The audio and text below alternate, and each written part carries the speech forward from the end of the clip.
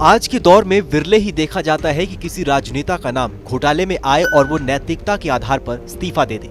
लेकिन नीदरलैंड में इससे भी बढ़कर राजनीति में शामिल लोगों की नैतिकता देखी गई।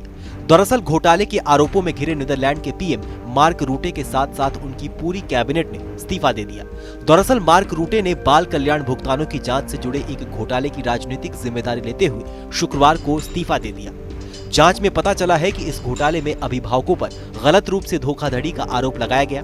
टेलीविजन पर देश को संबोधित करते हुए रूटे ने कहा है कि उन्होंने अपने फैसले के बारे में नीदरलैंड के सम्राट विलियम अलेक्जेंडर को सूचित कर दिया है और वादा किया है कि उनकी सरकार प्रभावित माता पिता को जल्द से जल्द मुआवजा देने और कोरोना वायरस का मुकाबला करने के लिए काम करना जारी रखेगी। रूटे ने कहा है कि हम सभी का मानना है कि यदि पूरी प्रणाली विफल हो गई हो तो हम सभी को जिम्मेदारी लेनी चाहिए और हम इस निष्कर्ष पर पहुंचे हैं कि मैंने पूरी कैबिनेट से इस्तीफे की सम्राट के समक्ष पेशकश की है। रूटे की सरकार 17 मार्च को नीदरलैंड में चुनाव के बाद नई सरकार के गठन होने तक कार्यभार संभालेगी। रूटे के इस्तीफा देने के बाद उनके प्रधानमंत्री पद पर बने रहने के 1 दशक का समापन हो गया है। हालांकि उनकी पार्टी को चुनाव जीतने की पूरी उम्मीद है और अगली सरकार बनाने के लिए वार्ता शुरू करने की कतार में भी वो सबसे आगे है। अगर वो नया गठबंधन बनाने में सफल हो जाते हैं तो रूटे के फिर से प्रधानमंत्री बनने की संभावना और अधिक हो जाएगी।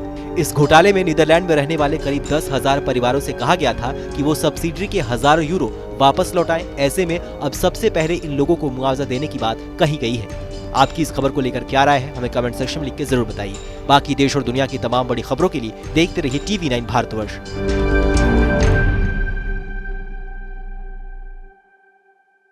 अड़ी सोमवार से शुक्रवार शाम 6 बजे सिर्फ TV9 भारतवर्ष पर।